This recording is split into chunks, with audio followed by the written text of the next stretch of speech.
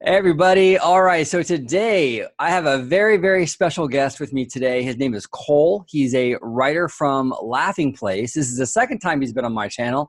Welcome back, Cole.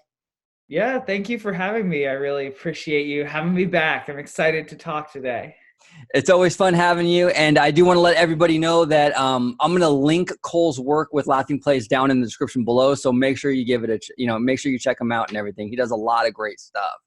Thank you.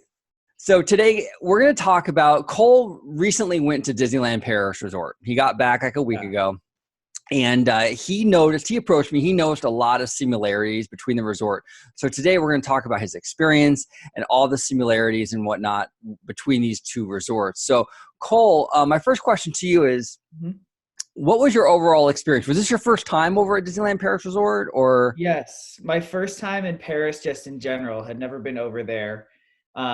It was a really awesome city for the time that I was there. And yeah, Disneyland Paris as well, I thought was really cool. Like everyone likes to say, like, oh, it's the most beautiful resort. And I totally see where they're coming from, where the way that it's designed, it's almost like they just said, Tony Baxter, you can do whatever you want with this.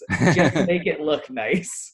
And that's pretty much what they did. Just the whole thing looks so nice all the way through. Now, I've never been, but from what I've seen, it looks like if you took the grandeur of the Magic Kingdom in Florida and you take the charm of Disneyland and you kind of Mhm. mesh them together, that's what that park seems like. They've really accomplished a lot there in doing that. Is that a fair assessment of what that I park is? Yeah, I think that's pretty accurate. I would say though, Magic Kingdom almost feel like Magic Kingdom and Disneyland, just in how they're like laid out, feel very similar as well. They have like a very similar layout. Whereas this, like Disneyland Paris itself, feels a bit different just in terms of how it's laid out. Like the most interesting one is that Adventureland and Frontierland are almost kind of flip-flopped in their order, where Adventureland, like normally Frontierland is the one on kind of like the bottom if you're looking from the bottom up, right? That Yeah. would be lower, but it's flip-flop. So Frontierland is lower and then Adventureland is higher. So it's just kind of weird to go the opposite way. You're like, this doesn't seem right. I don't think I'm going the right way right now. Something's not adding up here. That's weird. When you're used to one park and you go to another, it's like it's got to be like an alternate universe. Like, Yeah, it was because like both Magic Kingdom and Disneyland feel very similar in that way, where like Adventureland kind of leads into Frontierland-ish area or like New Orleans Square, but that same type of feel. But then Disneyland Paris, it was like, wait, how come I just went from Big Thunder Mountain and now I'm heading towards Pirates, which is way up here? This doesn't make sense to me. well, now from what I've seen, the castle looks absolutely incredible for Paris. What was it? I mean, in person, is it just awe-inspiring? Is it amazing? It is. It's pretty. I so like my trip got shut or cut short a day, so I wasn't able to spend as much time like in the Disneyland Paris itself as I wanted to, because that was definitely on my list of things to do on the third day, was just to like stare at the castle for like 15 minutes. So that got nixed, but still, just like looking at it, the whole mountainside part of it is what's really really cool, I think, and what sets it apart is like you really see the kind of architecture and the like landscape, the design that they put in to make it go above and beyond. It's not just a castle sitting on a moat of water. Like it's a castle sitting on a mountain with all this other like greenery around, and it really feels kind of more at home as a castle, I would say, than just like it's sticking in the middle of Fantasyland or the front of Fantasyland. Yeah, and it feels also more true to because it's also Sleeping Beauty's castle, if I'm not mistaken, Yeah. and it feels more true to the design of the castle from that Mhm. film Yeah. than ours does. Yeah, no, it definitely is much more true to that idea of just kind of bringing in that idea. You don't have the walkthrough though. That's the one thing you don't have. Like the walkthrough through the castle. Instead, you can go like underneath and see the dragon, which is pretty cool. You're like, That's pretty whoa, awesome. that's that's a pretty big dragon right there. Wow. It's interesting though that they don't have that walkthrough, because they had like a similar type walkthrough through Aladdin, and then another like kind of Nautilus walkthrough. So I was like, that's just interesting that they didn't include this Sleeping Beauty walkthrough that they already kind of have. Well, yeah, that is interesting, especially since, I mean, it's a bigger castle. There's Mhm. more room to do something like that. I guess Tony Baxter was just like, oh, I guess we'll try something different Yeah. and He's like, do you the know what? dragon We'll make thing. a dragon. It's pretty cool. It's pretty cool. So it's a gorgeous park overall, huh? Yeah, just everything about it. You feel kind of like energized walking through because of how many like trees there are, and it just feels kind of, even like Tomorrowland had a decent amount of trees where you felt the oxygen flowing through you. You're like, wow, this is well designed and well put together. Wow, wow. Now, how's like the roster of attractions? Like Disneyland Park is the most packed Disney park in terms of Yeah. like what to, as much, the number of attractions that you can do. But with Disneyland Paris, how's that looking? I mean, is it pretty full? Is it kind of bare? What's the? I would say Disneyland Park itself is pretty full. Like the sister park, Walt Disney Studios Park, very bare, very Yeah. bare. Nothing's really there. That you could do in about 5 hours and be done. But Disneyland Paris itself, I think you could easily do a full like day and a half there, in terms of just their stuff you want to do again as well. Like their Big Thunder Mountain, like basically everything on their Adventureland side is really cool and unique, and like you'll see a lot of the stuff that's cool from Disneyland but is also given its own unique flair over in Disneyland Paris. Like their Haunted Mansion Phantom Manor, I think is my favorite Haunted Mansion I've done. It's a bold statement. I haven't done Mystic Manor in Hong Kong, but the way that they set it up, it's just such an interesting, it has more of a story to it, and Wow. like it's like super scary at points but also really funny at different points. And it was, luckily I got to do that one a couple of times because I was like, wow, this is like Haunted Mansion but on steroids. Wow. Now, what's the backstory for that one? Like for Phantom Manor, Yeah, what's like the premise behind it? so the backstory is that it's a husband and wife who owned it, so kind of similar to the bride in Disneyland's Haunted Mansion, except it's really pushed a lot more in that regard, where the husband, who is basically the ghost host, is actually like a character in it, and you see like an animatronic of him like 2 or 3 times, Wow. and it was a super awesome looking animatronic. You're like, what? That looks so good right now. And yeah, so it really like kind of built on the story of him the killing his bride and everything, and just haunting this whole area basically. Wow. It's interesting when it comes to the Haunted Mansion concept, it seems like the Imagineers have really done a good job at kind of replicating that attraction Mhm. in unique and fun ways around the world. Like you're saying Phantom Manor, which is very, very cool.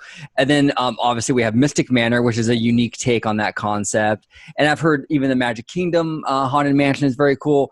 That's one attraction that Imagineers have really done a great job, duplicating. They're not clones. They all have their own little personality and they're all done really well and they're all cool in their own way. Yeah, definitely. I think that they did a really cool job of like taking this older attraction that they'd already done twice, and or well 3 times with Tokyo, and really making it something new and unique and having a different flair to it. Yeah, yeah, it's pretty cool. It's pretty cool. Now, in terms that you touched upon Walt Disney Studios, and there's a lot to dive into with this one, I think.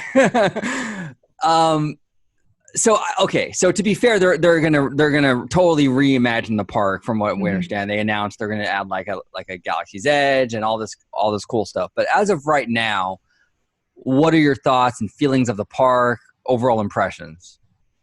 It's interesting.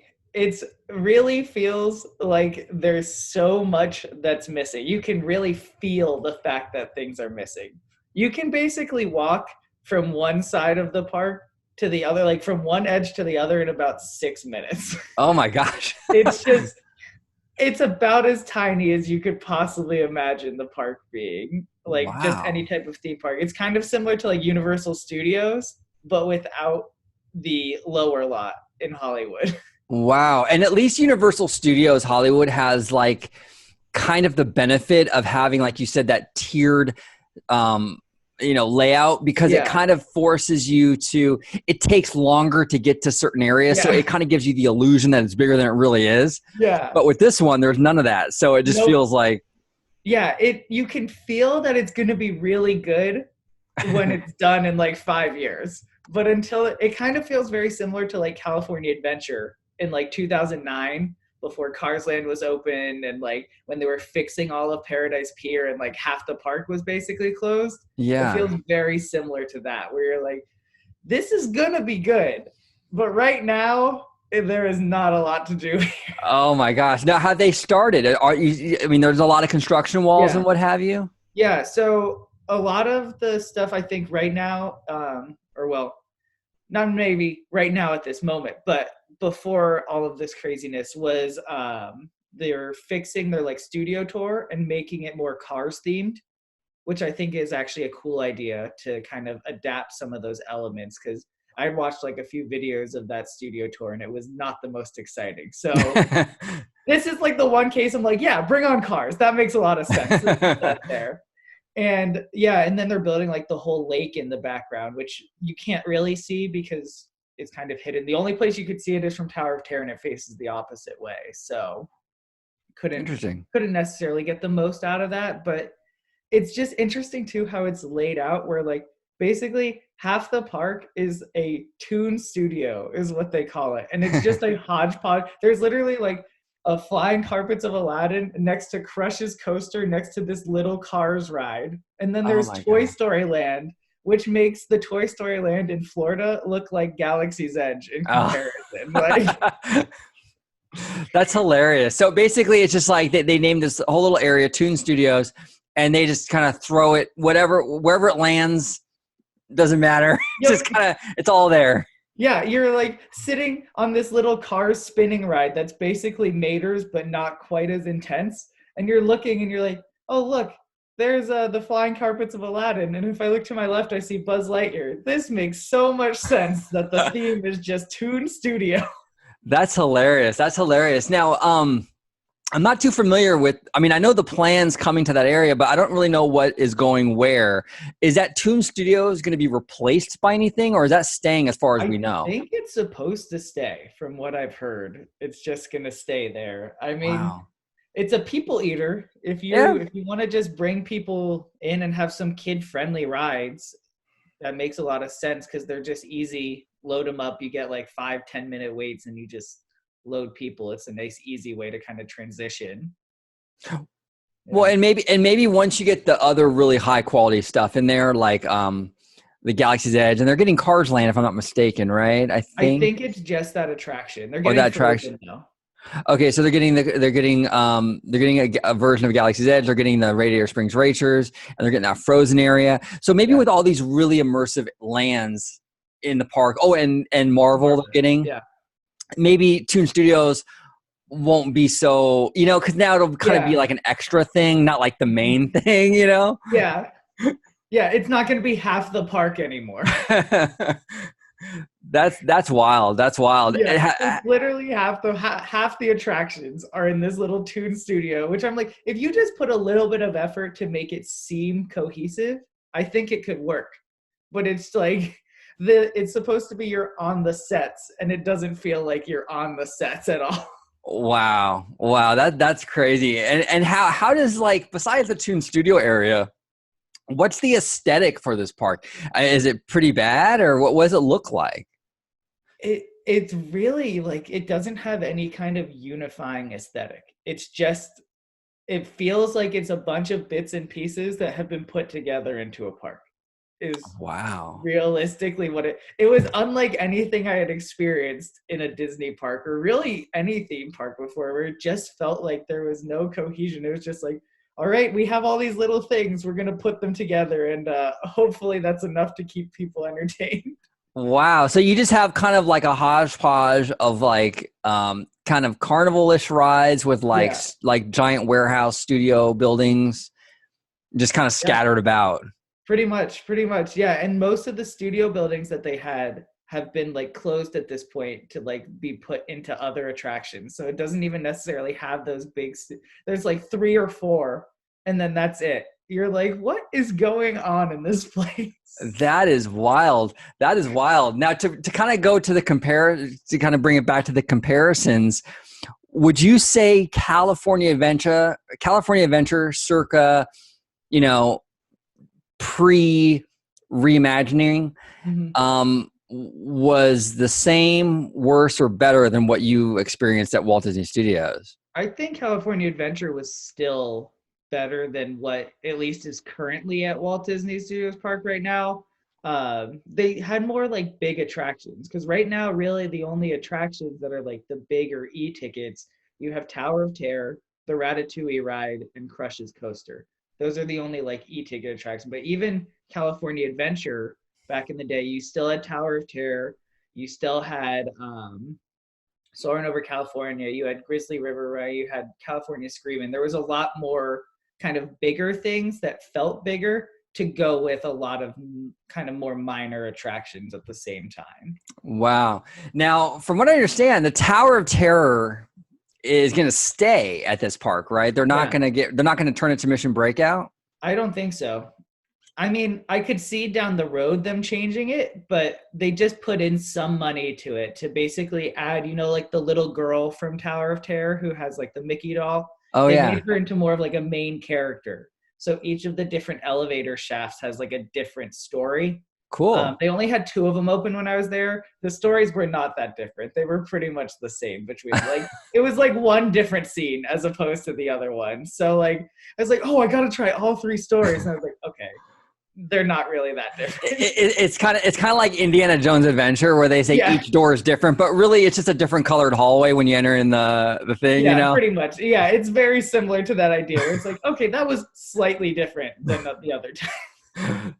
That is too funny. That is too funny. Well, yeah, that's interesting because it surprised me with that whole tower, how they pumped money in to kind of double down Mhm. on the Twilight Zone thing when, Yeah, it's because that their tower is so close to their new Marvel Land yeah, coming it's out. right. The Marvel Land's right behind where the tower is. So I really was I was like, it makes a lot more sense for you to just do Mission Breakout, especially with that being so successful in California Adventure. Really, really strange. Yeah, that's a surprise to me. That's a surprise to me. Who knows? Maybe down the road they'll be like, all right, people had their fun with Tower of Terror. Let's make this into Mission Breakout too. Yeah, yeah, no, it's possible, definitely. Now, with the way if the Marvel Land takes off over there and it becomes a really Mhm. big thing, which I think it will be, Marvel is kind of huge everywhere. Yeah. They might just kind of, you know what? Hey, yeah, make it Mission Breakout. You know? Maybe it has to do with the licensing too. I don't know. Maybe their licensing contract has them locked into Twilight Zone for a certain amount of time. So they have to wait till that ends to be able to like transform it over. That's actually a really good point, and that's probably what it is. I would Yeah. imagine. Now that I thought of that, I was like, that seems like a pretty likely reason for why it hasn't been changed. Yeah, because Disney, because now Disney has full ownership of Paris, right? Mhm. Yeah. They're itching to put their IP in there. They gotta Yeah. They're be, like, let's get as much as we can in here. they gotta be. So yeah, you're right. It's got to be the licensing deal. Yeah. The one really cool thing that they had there, they had this show. Oh, I'm blanking on the name, but it was like a show about Disney animation basically. And they did all these cool like little magic tricks and stuff in it. And it was one of the coolest shows I had seen. It was like I think it was like Mickey and the Magician or something like that. Wow. And so it was like a typical kind of Mickey and the Magical Map type show where it's a bunch of medleys of like music and stuff like that. But then they also had all these cool stage effects, and I was like, how are they doing this right now? Like it was like one of the coolest stage shows. So if there was one thing from that park I wish would get brought over to like the Disneyland Resort, it would definitely be that show. That's cool. That's cool. That maybe that would be a cool replacement for like what's the other one? Mickey and the Magical Map. Yeah. Something like that. Yeah. They would just have to make it an enclosed stage would be the problem because some of this stuff only worked because it was dark in like an enclosed theater. It would Oh, not okay. work in an open theater, I don't think. because you'd see Oh. like the wires and stuff pulling, and you'd be like, that's not quite as convincing. So it was more like a Hyperion Yeah, situation. I honestly, the Frozen show is fine, but I would not mind if they took the Frozen show and put this show in. Wow. Well, maybe they should. That's cool. It Yeah. sounds pretty cool. That sounds like a neat concept. Elsa was in there too. She sang Let It Go. And honestly, her costume change in this show was more impressive than in the Hyperion show. Wow. Wow, that's funny. They put all the money into that show, huh? Yeah, I was like, you guys did not have to go so hard on this show, but you went really hard on making this show good. The attractions, the aesthetics, who cares? But this show, we're putting everything on it. Yes. That's funny. That is really, really funny. Yeah. Well, Wow. now I have a question. This is kind of a weird, kind of hypothetical. Mm-hmm. Walt Disney Studios, we've been comparing it to DCA. It's a second park. There's a lot of similarities with the Hollywood theme and what have you. What would you think of, because a lot of people want, Disney to drop the California theme. Yeah. Because it's like, they feel like it's become a franchise park anyway, so you might as well drop it. Would you support them kind of going in the route that the Walt Disney Studios in Paris is going, with these like big chunks of like IP lands and calling it like Walt Disney Studios or something like that, as opposed to keeping the California theme? I wouldn't necessarily go so far as to want to make it a studio theme, because I feel like that implies that you're having some of these sound stages and stuff, and it wouldn't necessarily fit in that same mold of like Hollywood Studios and Disney Studios Park. But I am in favor of taking or getting rid of the California name, because it's definitely straying away from that. Honestly, if they just called it Disney Adventure Park, I think it would solve so many problems. Yeah, it would open up. It's limitless at that point. Yeah, it's like you're already putting in Marvel. It's not like these attractions are going to take place in California. The collector's like fortress is not in California. Well, yeah, and they could easily, if they were to go your route, right, and they were to do Disney Adventure Park, it wouldn't be that hard of a transition, because all they'd have to really do on like the promotional material is slowly, as time goes on, slowly minimize the California and kind of make the adventure bigger and focus on the adventure. And then before you know it, people don't even realize it. I think it would be easy. Yeah, it would be easy. Yeah, and I feel like it would make a lot of sense too with how the park is like built, and now with it not even being Paradise Pier, being Pixar Pier, like it's clearly trending away from the California theme. Yeah. I think when Michael Eisner built the park, I think he wanted it to be more like a California version of like World Showcase at Epcot, like more of a, realistic-ish portrayal of the state, and they've gone way beyond that at this point. I mean, it's still loosely tied to California with like, Cars Land is like, Route 66, and it's still a seaside pier and things like that. But it doesn't have that same California World Showcasey thing anymore, Yeah. It has food and wine. That's the biggest similarity at this point, probably. Yeah, exactly. Exactly. Wow. So now in terms of like the pricing and stuff, because I know it's kind of weird out there. I mean, it's different currency, right? And all that. Yeah. Euro. It's euros, yeah. What's the price? Do they charge? Because from what you're saying, the Disney Studio Park is pretty skimpy on offerings. Is it kind of like how it is out here with DCA and Disneyland? Is it the same price for both parks? I think so. I didn't really look into it because we got park hoppers. Okay. So I didn't necessarily look into that pricing. But one thing I did note, if for anyone who might be wanting to go there, is it's actually cheaper to get if you're going to be there for 3 days, it's cheaper to get an annual pass. Really? Than it is to get tickets. Really? Is that okay? Interesting. Yeah, so that's a nice little like hack. It's like 20 euros cheaper, and you get some discounts and stuff if you have an annual pass, as opposed to getting just park hopper tickets each day. Wow, that's very interesting. Yeah. It was, I think it was only like 250 euros for the annual pass. That was good during that time. Unbelievable. Which is Unbelievable. like, what? Are you kidding me? That would be so much more in California. Well, yeah. Oh, yeah. In California, it's crazy. Like our passes are pushing like what are they now? Like $1,500 for the Yeah, signature. crazy. It's unbelievable. Now the cool thing with this whole, well, not, I mean, it sucks, but I mean, it's cool of Disney to do this during this whole Corona thing. Is that I guess they're going to be extending out here in Yeah. Anaheim the expiration dates for Mhm. however many days this shutout lasts. So Yeah. that's kind of cool. I feel like you almost have to because otherwise you're really that's kind of a scummy move if you're not Yeah. getting your pass Yeah. extended because like come on, we paid for these passes. Yeah. You paid the whole year. You should get a Yeah. whole year. Yeah, like if this ends up being like 3 or 4 months, like that's a lot to lose those 3 or 4 months, especially during the summer season.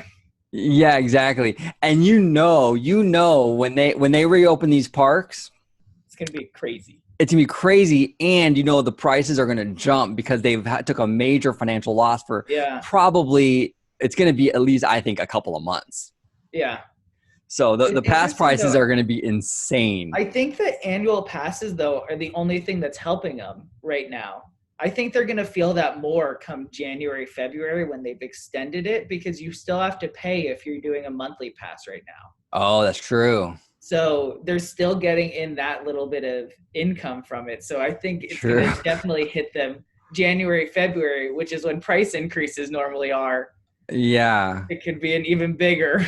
Yeah. Now I'm going to stray a little bit from the Paris. Well, this kind of includes Paris too, actually, but it's kind of more of an overall parks question, and it's related to what we were just talking about. Mhm.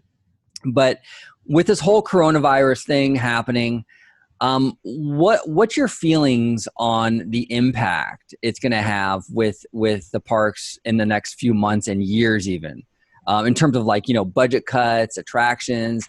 Are we going Yeah. to see like major cuts or what? What's your feeling? I don't know. I think it's really hard to tell at this point in time without knowing how long it's going to last for.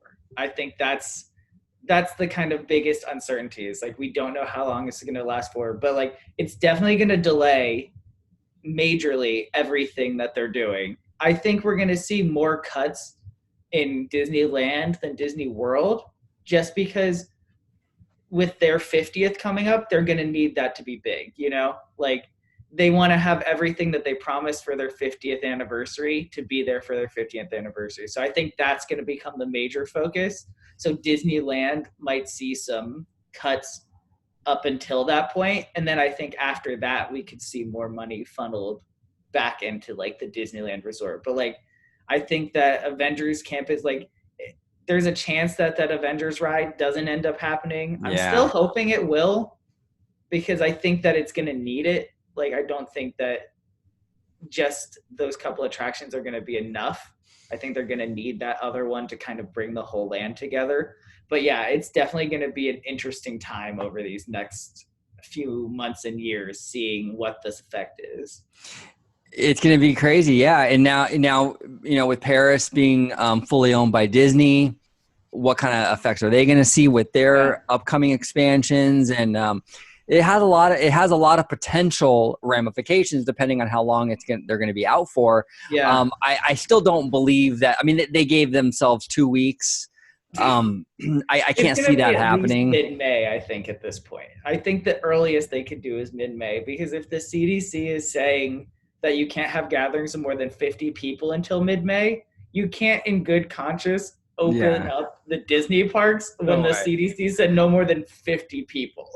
Right. Yeah, exactly. Yeah, exactly. It's going to be mid-May. They're probably going to make that announcement. And they might not even go all the way to May. They might do incremental. They might announce, okay, a 3-week extension, and then Yeah. when that hits, they'll do another 2 or 3 week extension. Yeah. But you're right. Eventually, it's going to be extended out to like May or so. At least I feel like that's the crazy part is we don't know like how long are we flattening the curve for? Oh my God. It's Knott's wild. actually just announced though that they're pushing till mid-May. They said their reopening date would be mid-May at the earliest. So I don't think it would be the craziest thing for Disney to just straight up say it'll be mid-May. And who was that? I'm sorry, I missed Not the. very farm. Oh, really? They straight out. They said they've announced that Yeah, a mid-May couple is when days they're. ago they said it. Yeah. Wow. Wow. Yeah. If Knott's is doing that, I can't imagine Disney. Yeah, with them being a couple miles away, like. It's crazy. It is really, really crazy. Yeah. Wow. Wow. Wow. Wow. Well, now to finish it off, I wanted to ask you, because everyone's indoors right now, Yeah. with the whole quarantine thing. We're all bored out of our mind. We're all got cabin fever. But I wanted to ask you, and this is totally not parks related, Yeah. but do you have Disney Plus, by the way? Oh yeah. Okay, good. Okay, I want to make sure before I ask. What are some things for people watching that are at home and they got stuff, nothing to do? Yeah. What are some TV shows, some movies, documentaries, whatever that you've been watching on Disney Plus that you would suggest to people to watch while they're home, stuck, quarantine? Yeah. So I actually in November started watching all the Disney animated classics. And then I got really caught up in January and February. So I'm only on the Disney Renaissance right now. But this last week, I have gotten through all the Renaissance up to Hunchback. Wow. And that's been really fun. Just kind of seeing the history of Disney's animation has been really, really cool. And I love keeping lists. So I have like my full list of like where I liked Hunchback really impressed me today. I hadn't seen that all the way through since I was maybe 5 or 6. Wow. I was like, this is such a good movie. It's a great movie. Yeah, so I was very impressed by that. And yeah, that's one thing I've been watching is just going through and doing that. I also keep up with pretty much every single Disney Plus show. The only ones that I haven't watched are Disney Family Sunday, Fairy Tale Wedding, and Marvel Superhero Project. But all the other shows, I have seen every episode of. Now, you've seen High School Musical? Oh, yeah. Did you love it or did you not like it? Or? I liked the first half a lot. And I thought the second half was fine. Yeah. Yeah. I was, I went into that show because I didn't even like the movie from like, what was that, I think 2005 or something. I didn't even like the movie. I didn't care about it. And I only watched the show because I was kind of curious. It's on there. Why not? And I actually really, really liked it. But I think it catches you real quick. It catches you. Yeah. Whoa. And the kids are great in it. I think they did a great job with the casting. Yeah. I got to say, I just finished Diary of a Future President. Kind of dug that show. Really? The first few episodes were a little rough to get through, but then they started dealing with some more like real world stuff. And I was like, wow, this is really taking a nice, interesting turn where it's much more adult than you would think. It's dealing with like real world problems of like the mom is getting back into the dating world after their dad died and like kind of navigating that relationship. And like the son is questioning like his sexuality and stuff. And I was like, this is not stuff that I would expect from a Disney Plus show, but it's real world stuff that is kind of more transcendent than you would think from this TV show aimed at middle schoolers. Interesting. I might have to check that one out. I always see the banner for it and I always skip past it, but actually I'll give it a shot. Once you go, the first couple episodes, you're like, man, this is rough. Once you get to like episode 3 or 4 though, then it starts hitting its stride and you're like, okay, this is getting better. Cool. And this is the thing I love about Disney Plus is I've watched so many movies. Yeah. That like I have I haven't seen in years or haven't seen at all. Like I've been watching 20,000 Leagues Under the Sea, Swiss Family Robinson, Parent Trap, the old one, Ugly Dotson, right? And then there were some treasures I found that I didn't even know existed. Like there was a movie, it's called Those Callaways. I don't know if you've ever seen it. I've heard of it. I've never seen it, but I've heard of it. Yeah, I didn't even know about it until Disney Plus. And I work from home. My company has us working from home. We've been doing it for like 2 years. And so I turn on the Disney Plus as I'm working and stuff, So one day I saw it on there. I'm like, okay, it's 60s era. Walt was around. It's probably pretty decent. And it was really good. I really, really enjoyed it. It was a great little movie. Yeah, I'll have to go check it out. Yeah, there's a lot on there that's cool. And now with the quarantine, we might as well all just make the best. It's It- cool too. I think there's a lot of good documentary content on there too. If you want to learn like more about the past, like they have Waking Sleeping Beauty on there, which is all about like the Disney Renaissance and how animation kind of had its comeback during that time, which is a really informative piece if that's anything that you're like slightly interested in. Really like that one. One thing I haven't watched yet though, but I've been waiting, probably will watch in the next week or so, is Frank and Ollie, which is a documentary about like Frank Thomas and Ollie Johnston, so two of the nine old men, and just about their friendship over like 50 years of their life. So a lot of cool content like that, just about Disney history too. it's awesome. The Frank and Ollie one, I'm almost done with it. I think I got like another 15 or 20 minutes left on it, but it's actually kind of adorable in a lot of ways, Yeah. like how close these two men were. It's pretty touching. You'll enjoy it. You'll enjoy it. It's older though. I think it's from like the It's like the mid 90s. mid 90s. Yeah. So it's pretty cool. Yeah. But yeah, well, it was great having you on, Cole. I appreciate Yeah. coming on again. There's one more thing I wanted to add about Disneyland Paris, Sure. which this was kind of like I stepped back in time, like earlier when I mentioned that it was like going to California Adventure in 2009. It really felt like Disneyland in 2009 because so they had paper fast passes. Oh my gosh. You had to give them the paper.